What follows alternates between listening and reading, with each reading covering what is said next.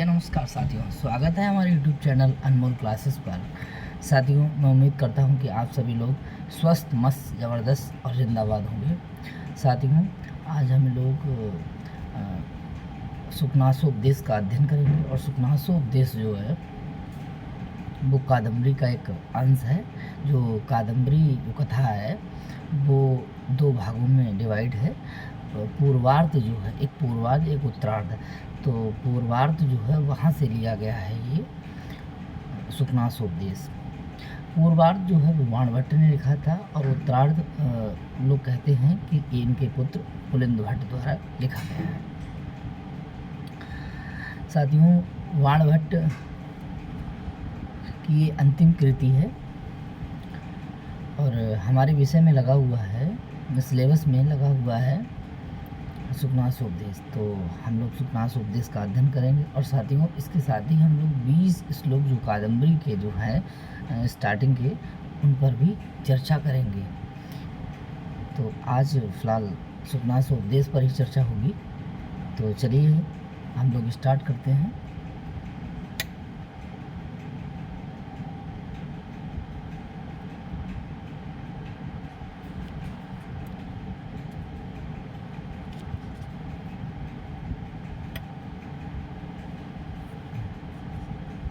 लिखा है स्टार्टिंग से, सुखनासो उपदेशा।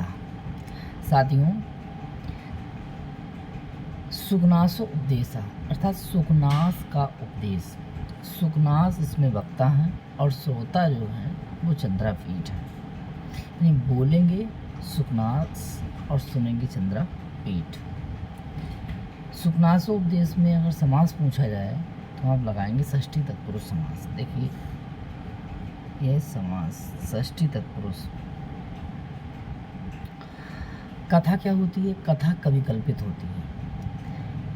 तो कथा तो कादम्बरी है जो कि गुणाढ्य वृत्ति कथा से ली गई है। चलिए अब हम लोग स्टार्टिंग करेंगे यहाँ से। देखिए, एवं सम अतिक्रमात्सु केषुचित् दिवसेषु राजा चंद्रापीडस्य युवराज अभिषेकम चिकर्षु। कामा लगा हुआ है कि एवं सम अतिक्रमात्सु अर्थात केश्चित दिवसेषु, दोनों पद में सप्तमी विभक्ति है। केश्चित माने कुछ, दिवसेषु माने दिन। यानी कुछ दिन सम अतिक्रमात्सु बीत जाने पर, कुछ दिनों के बीत जाने पर, इस प्रकार कुछ दिन बीत जाने पर चंद्रापीड से, चंद्रापीड का राजा कौन है? ये जो राजा दिखाई दे रहा है लिखा हुआ, ये राजा किसके लिए कहा गया? ये राजा कौन है? तारापीठ। तारापीठ जो कि चंद्रापीठ के पिता हैं। तो राजा अगर पूछा जाए, इस लाइन से पूरी लाइन दी जाए परीक्षा में कि सम अतिक्रमात्सु केश्चित् दिवसेषु राजा चंद्रापीडस्य युवराज अभिषेकम चिकर्षु, यह राजा कौन है? तो राजा के लिए जवाब होगा तारापीठ। ठीक है, हाँ, चंद्रापीडस्य यानी राजा कुछ दिनों के बीत जाने पर राजा तारापीठ ने चंद्रापीडस्य माने चंद्रापीठ के युवराज अभिषेकम, युवराज पद पर अभिषेक के लिए हैं, अभिषेक करने के लिए चिकीर्षु माने इच्छुक हुए। चिकीर्षु माने क्या होता है? इच्छुक हुए। तो लाइन का पूरा अर्थ क्लियर हो गया होगा कि कुछ समय बीत जाने पर राजा तारापीठ ने चंद्रापीठ का युवराज पद करने की इच्छा की। क्लियर? आगे देखते हैं। तब उन्होंने कहा कि प्रतिहारान उपकरण संभार संग्रहार्थम आदिदेशा। आदिदेशा का अर्थ है आदेश दिया। किसको आदेश दिया? तो कह रहे हैं प्रतिहारान। प्रतिहारान प्रतिहारान मतलब कितने, द्वारपालों, द्वारपालों को आदेशा माने आदेश दिया, किस क्या करने के लिए, उपकरण संभार संगृहार्थम। कह रहे हैं कि राजा तारापीठ ने द्वारपालकों को यानी द्वारपालों को किसके लिए, संग्रहार्थम यानी कि सामग्री समूह को एकत्र करने के लिए आदेश दिया। जब किसी का राज्याभिषेक होता है तो उसके लिए सामग्रियों की आवश्यकता होती है, गंगा का जल होता है, तमाम ऐसी चीज़ें होती हैं, तो उनको इकट्ठा करने के लिए द्वारपालों को आदेश दिया। तो किसने आदेश दिया, तारापीठ ने आदेश दिया। यहाँ तक समझ में आ गया होगा आपको साथियों। सम उपस्थित योग राज्य अभिषेकंच तम कदाचित दर्शनार्थकम आगतम आरूढ़ विनयम अपि विनीततरम इच्छन कर्तुम सुखनासा सविस्तारम उवाच। देखिए, सम उपस्थित हुए, सम उपस्थित यानी जिसका राजाभिषेक होने वाला, सम उपस्थित योग राजाभिषेकम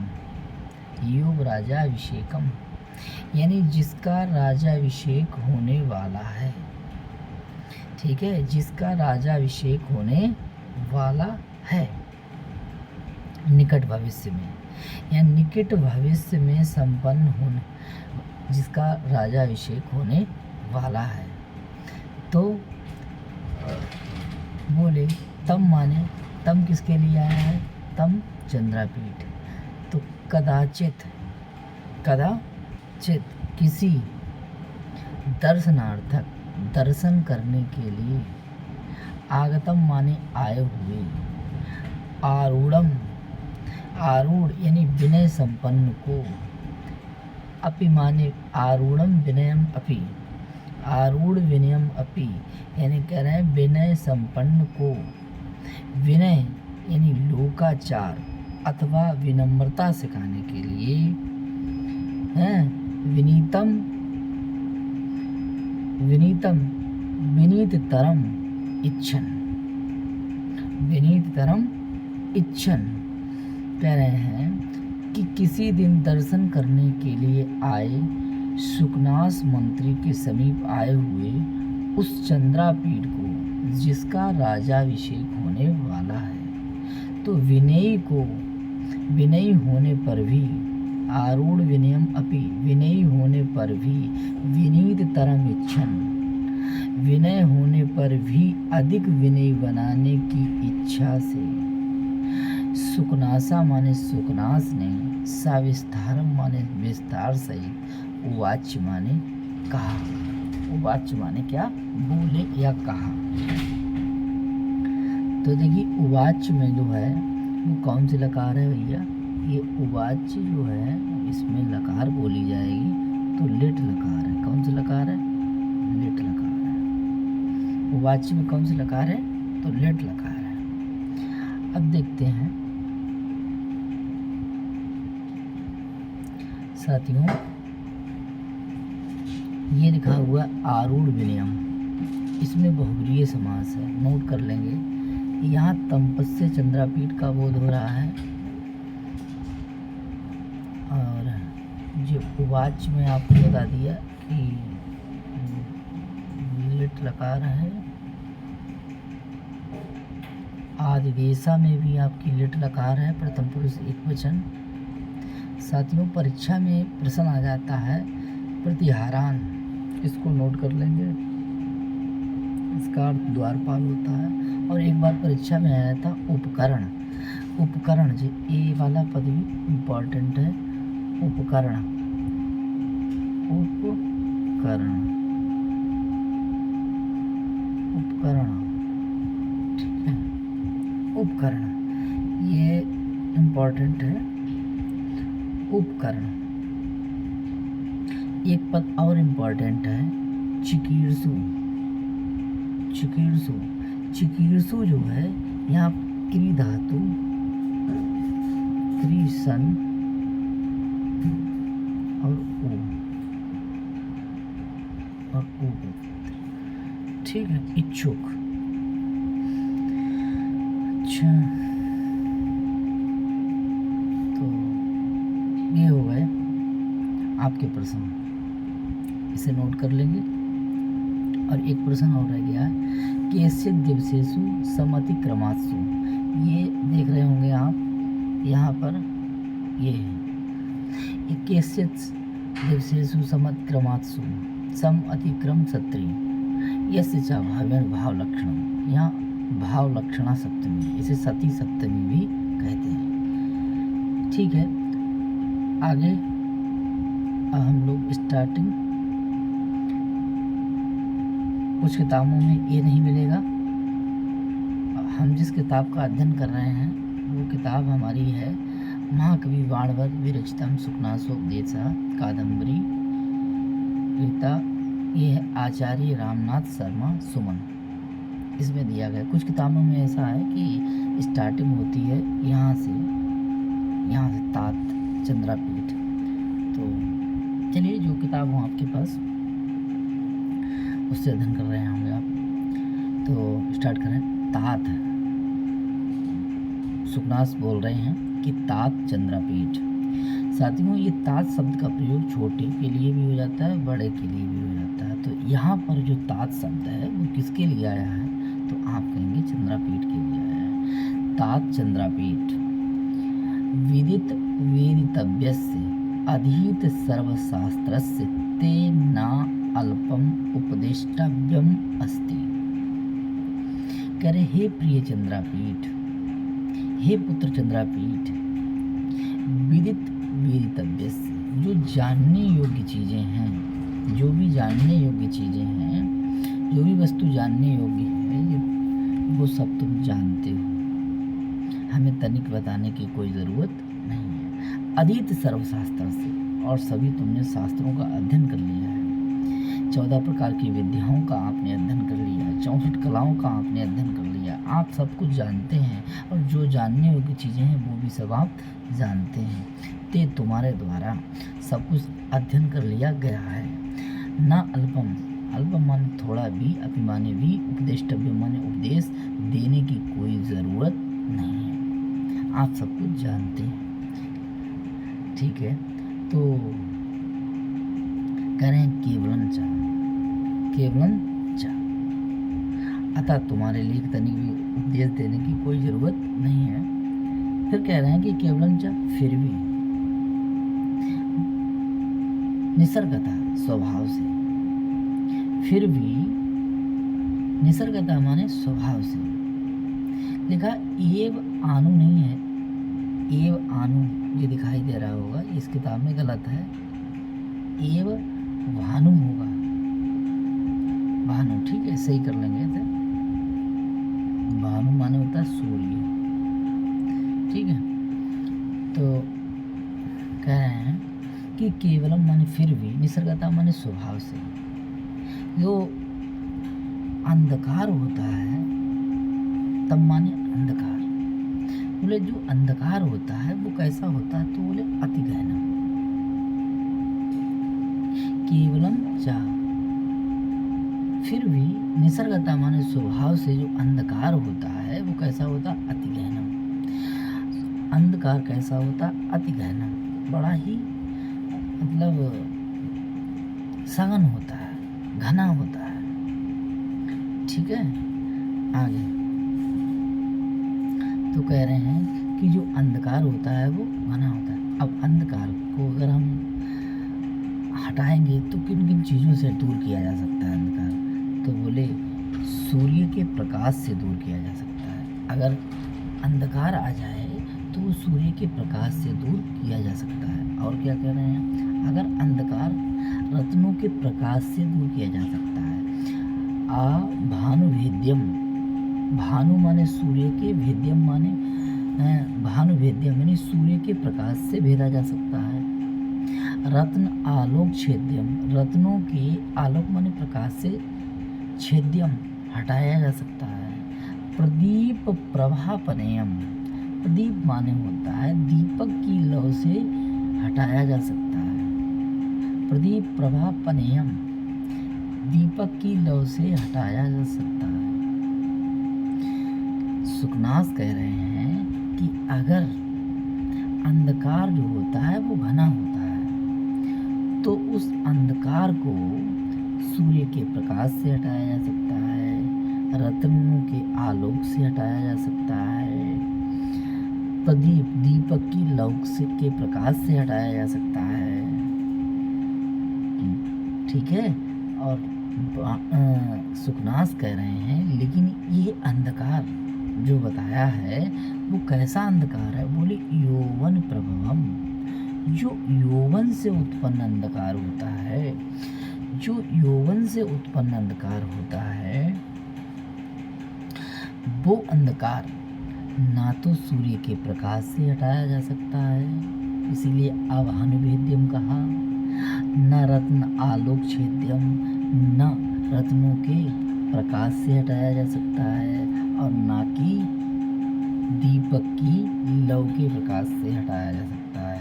यानी जो यौवन यौवन से जो उत्पन्न अंधापन होता है वो इन तीनों चीज़ों से हटाया नहीं जा सकता है। आपको समझ में आ गया होगा। अब साथियों कह रहे हैं, बोले जवानी की बात बता दी कि जवानी में जो अंधकार आ जाता है वो न सूर्य के प्रकाश से हटाया जा सकता है, न रत्नों के आलोक से हटाया जा सकता है और न दीपक के प्रकाश से हटाया जा सकता है। फिर बोले कि लक्ष्मी का मद कैसा होता है? हर मद जो होता है वो उतर जाता है। वैसे मदा माने क्या होता है? घमंड। तो वो कैसा होता है? दारुणा होता है। कैसा होता है? दारुणा होता है। ठीक है। लेकिन कह रहे हैं कि जो लक्ष्मी मदा है वो भी दारुणा होता है। तो कह रहे हैं कि मद की जो मद चढ़ा तो वो दारुणा हो गया। अब वो दारुणा होगा तो उपसमा, उसका कोई परिणाम होगा कि परिणामोपसमा।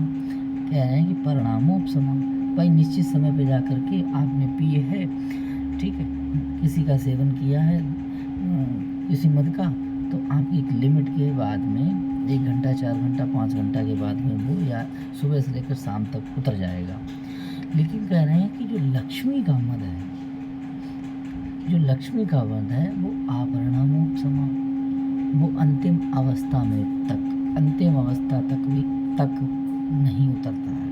यानी अंतिम बुढ़ापे तक की अवस्था, मृत्यु हो जाए तब भी लक्ष्मी का मद हटता नहीं है। यानी धन से जो उत्पन्न नशा होता है इतना तीक्ष्ण होता है जो अंतिम अवस्था में भी शांत नहीं होता है। साथियों समझ में आया होगा। आगे देखते हैं हम। कह रहे हैं कि अंधत्वम, ये लिखा है अंधत्वम, अंधत्वम जो रतौंधी होती है, यानी तिमिर रोग से उत्पन्न जो अंधापन होता है वो कष्टम, बड़ा कष्टदायक होता है। बड़ा कैसा होता है? कष्टदायक होता है। जो अन्यनवर्ती साध्यम अपरय, जो अन्यनवर्ती साध्यम अपरय, जो कष्टदायक होता और सुरमे की सलाई से ठीक किया जा सकता है। जो तिमिर रोग से उत्पन्न अंधापन होता है वो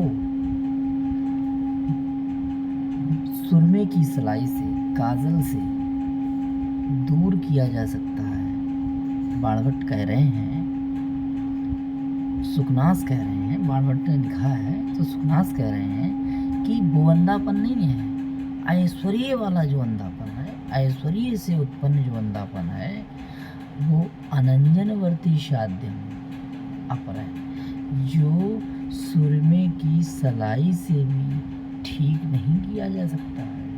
एक अंधापन अगर है साधारण तो सीधे सीधे आप सुरमे की सलाई से आप लगा लेंगे या काजल लगा लेंगे तो आपका अंधापन ठीक हो जाएगा तिमिर। लेकिन जो ऐश्वर्य रूपी तिमिरंगत्व में उसके लिए फिर सुरमे की सलाई से भी ठीक नहीं होगा। आगे कह रहे हैं, देखिए कह रहे हैं कि बोले ज्वर ऊष्मा। ज्वर माने बुखार की ऊष्मा। जब बुखार आता है तो ऊष्मा माने गर्म पड़ जाती है, सिर गर्म पड़ गया, पूरा बॉडी गर्म पड़ गया, तो बोले शिशिर उपचारों से उसे ठीक किया जा सकता है। शिशिर उपचार हारियों की दर्द जो है, ज्वर ऊष्मा कैसी होती है? बोले अति तीव्र होती है, भयंकर होती है। ज्वर की ऊष्मा कैसी होती है? भयंकर होती है, जो किसी शीतल उपचार, शिशिर उपचार हारियों, जो किसी शीतल उपचार के द्वारा ठीक किया जा सकता है। लेकिन साथियों, सुकनास कह रहे हैं कि जो दर्भ रूपी ज्वर की जो ऊष्मा है उसको असिर उपचार हारियों, उसको शीतल उपचारों से भी शांत नहीं किया जा सकता है। ठीक है, उसको शीतल उपचारों के द्वारा भी शांत नहीं किया जा सकता है। ठीक है, ये भी लाइन आपको समझ में आई होगी, ऐसा मैं उम्मीद करता हूँ। आगे देखते हैं हम लोग, और कह रहे हैं कि विषमो विषय विष आस्वाद मोहा। विषमो विषय आस्वाद मोहा, नहीं, ये है सततम अमूल मंत्र गम्यो। सततम अमूल मंत्र गम्यो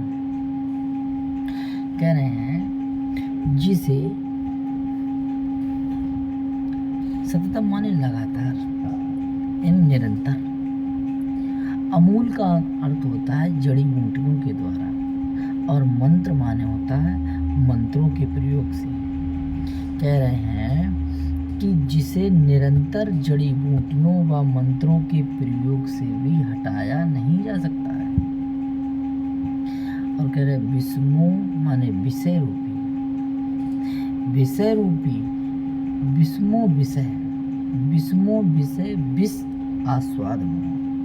विषय रूपी विष के सेवन से मूर्छा ऐसी गहरी होती है जो किसी मूल मंत्रों के द्वारा अथवा जड़ी बूटियों के द्वारा भी शांत नहीं किया जा सकता है। यहाँ तक आपको समझ में आ गया होगा। अब कह रहे हैं कि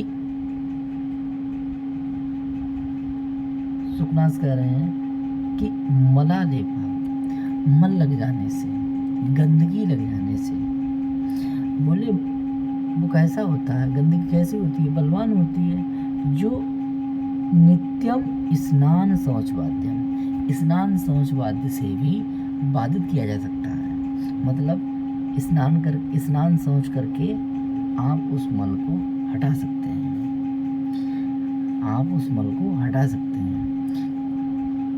जैसे आपका कहीं से मतलब कोई शरीर अंग है, उसमें अगर मल लग गया है तो आप उसको स्नान शौच से दूर कर सकते हैं।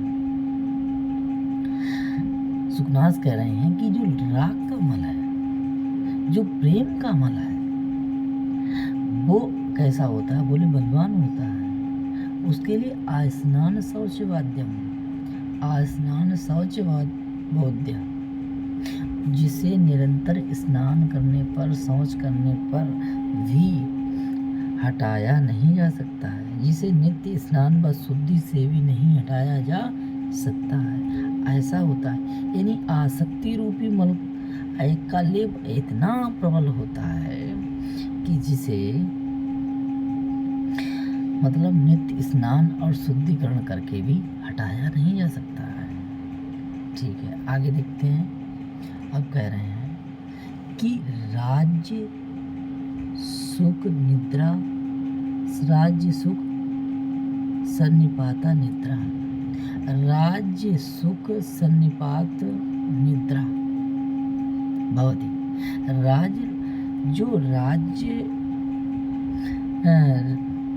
राज्य सुख रूपी जो संयोग की निद्रा होती है, वो इतनी गहरी होती है, घोरा इतनी गहरी होती है, उसमें अजस्रम माने लगातार, अक्षपा माने होता है रात के, अवसान माने समाप्त हो जाने पर भी, रात के समाप्त हो जाने पर भी, बोले जिसमें कभी रात्रि की समाप्ति है पर भी जागरण नहीं होता है। अर्थात ये कहते हैं राजा लोग कि अभी राती है, राती है, राती है, ठीक है, कभी जागरण नहीं होता है। कभी ये नहीं कह रहे हैं कि कभी जिसमें कभी रात्रि की समाप्ति होने पर भी जागरण नहीं होता है। राज्य रूपी निद्रा ऐसी होती है जहाँ राज्य मिल गया, राज्य सुख हो गया तो उठते ही नहीं है राजा लोग, ठीक है। तो निद्रा कैसी होती है, बोले घोर गहरी होती है, ठीक है। कह रहे हैं इति विस्तरेण अविधीय से, इसीलिए मैं आपसे विस्तार पूर्वक कह रहा हूँ। सुखनास कह रहे हैं चंद्रापीठ से कि इसीलिए मैं आपसे विस्तार पूर्वक कह रहा हूँ। तो साथियों, ये पैराग्राफ आपको समझ में आया होगा और इसे पढ़ने के बाद हम लोग इस पे प्रश्नोत्तरी भी करेंगे। आगे देखते हैं। और सुखनासोपदेश बहुत वाचन मांगता है, तो आप लोग जो है वाचन इनका निरंतर करते रहेंगे, ठीक है, तभी इसके जवाब आप दे पाएंगे। तो साथियों, ये आपको करना चाहिए। आगे देखते हैं।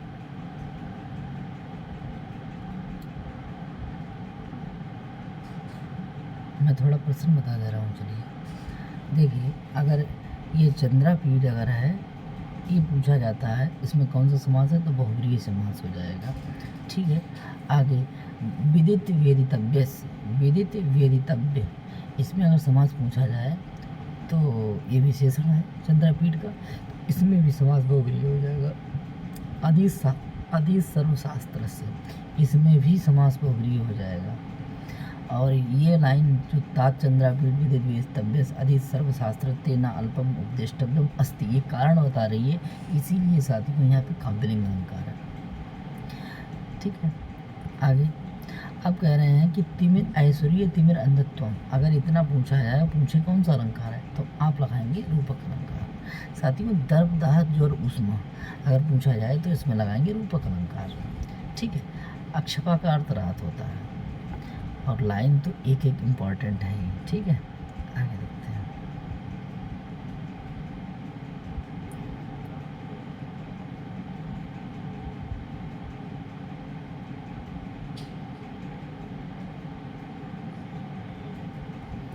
आगे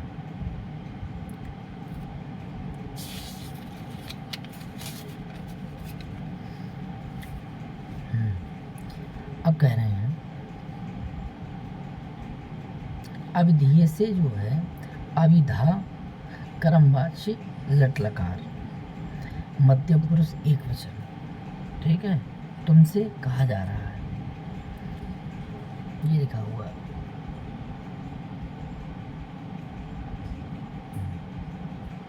ठीक है, इसको देख लेंगे, ठीक। आगे और यहाँ पर जो है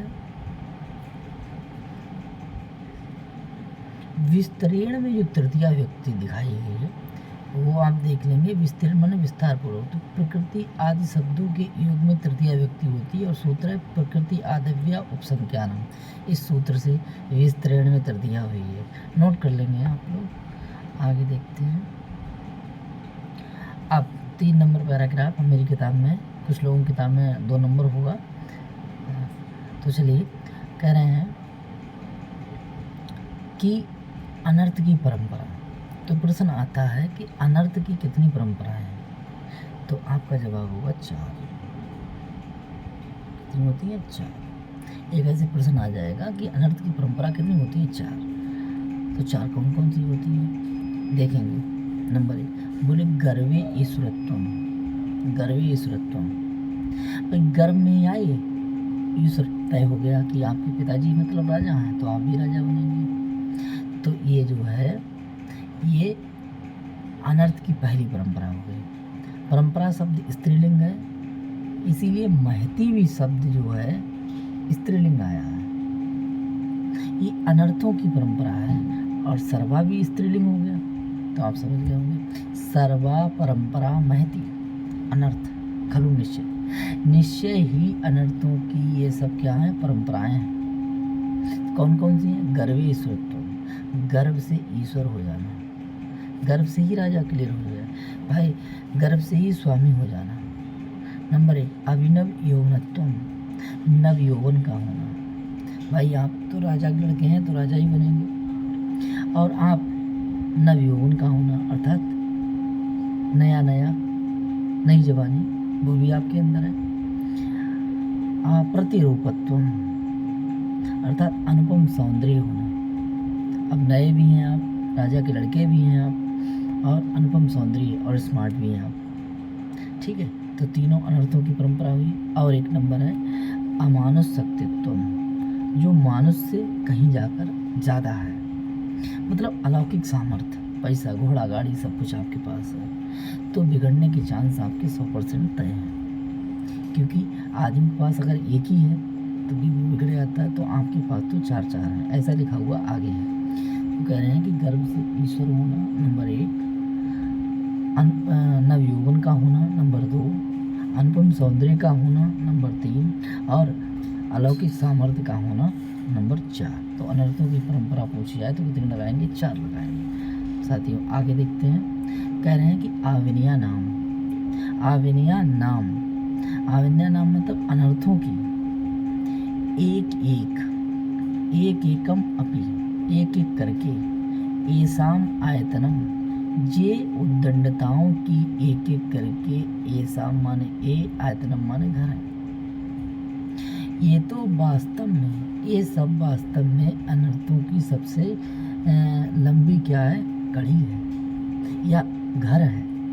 किम उता संभाया, किम उता संभाया, एक ही अगर आपके अंदर है, एक ही है ना, तब भी आपका अनर्थ क्लियर है।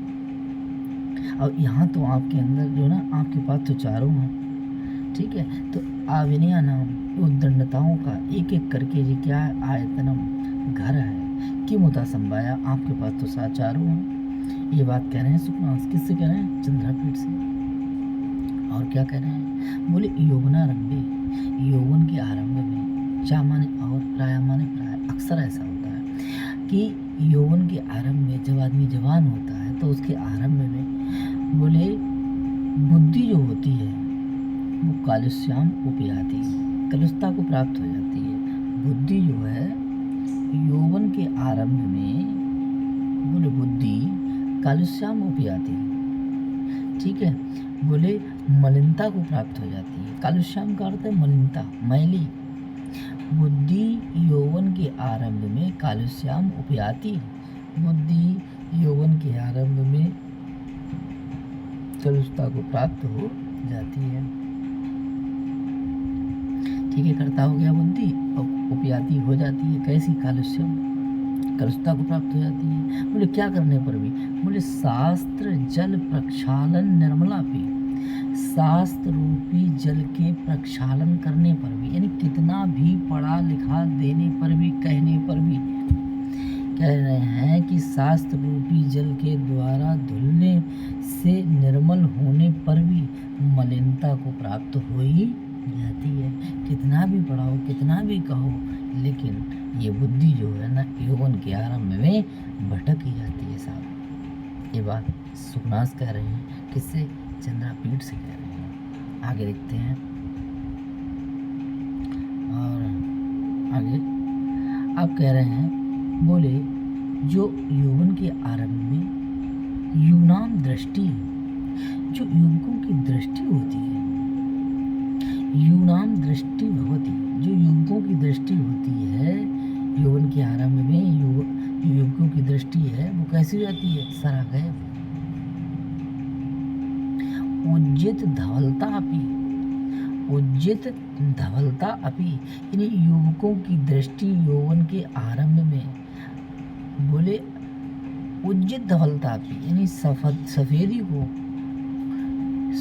को छोड़े हुए, और कह रहे हैं अनुचित धवलता भी, तो कह रहे हैं कि युवकों की दृष्टि सफेदी को ना छोड़ने के कारण, ना छोड़ने का अनुराग युक्त यानी राग युक्त, लाल युक्त हो जाती है।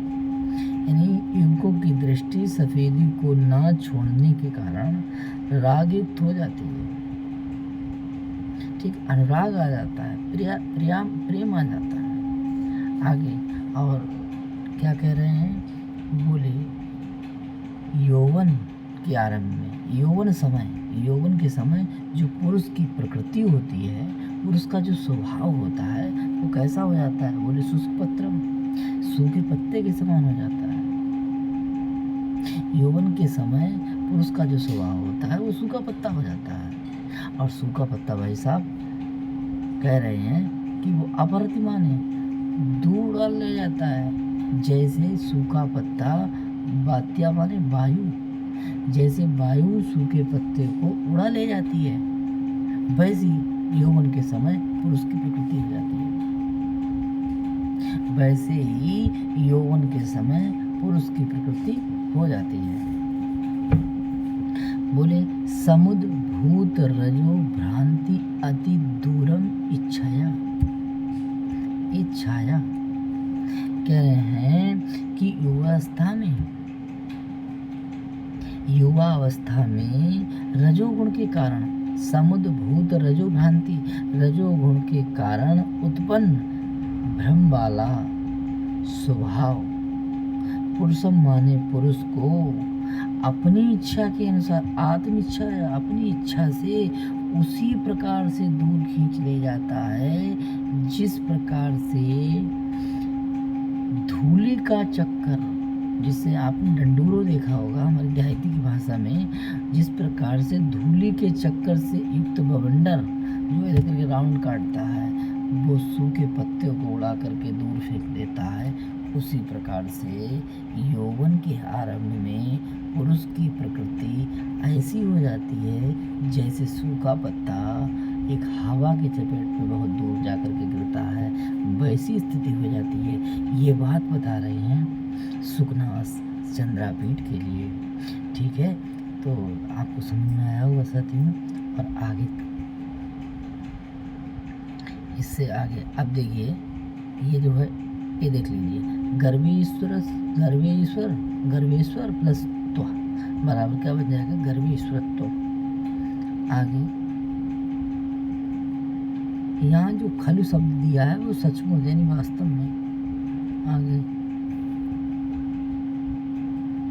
अनर्थ परंपरा, चलिए प्रश्न बाद में करा देंगे ना।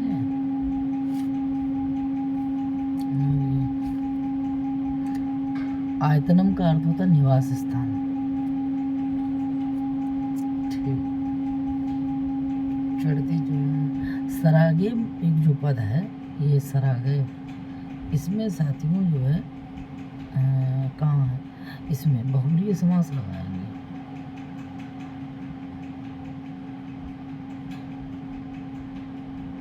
बहुव्रीहि समास, ठीक है, नोट कर लेंगे। और रागेण से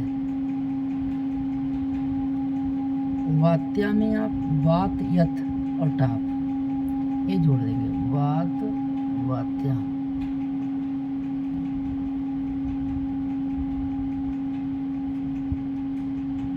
वात्या में आपको वात, यत, टाप, ये टाप प्रत्यय हो जाएगा, बात यत टाप वात्या हो जाएगा। ठीक है, इम्पोर्टेंट है। और कह रहे हैं आगे एक पद और इम्पोर्टेंट है, क्या,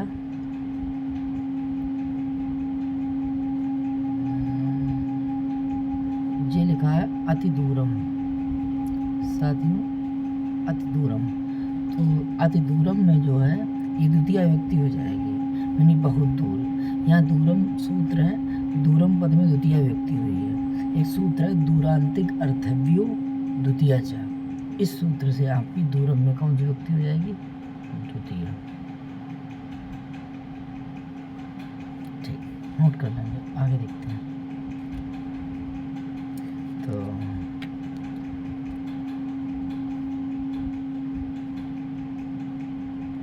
चलिए आज के लिए इतना ही रखते हैं, अब हम लोग कल पढ़ेंगे। साथियों नमस्कार।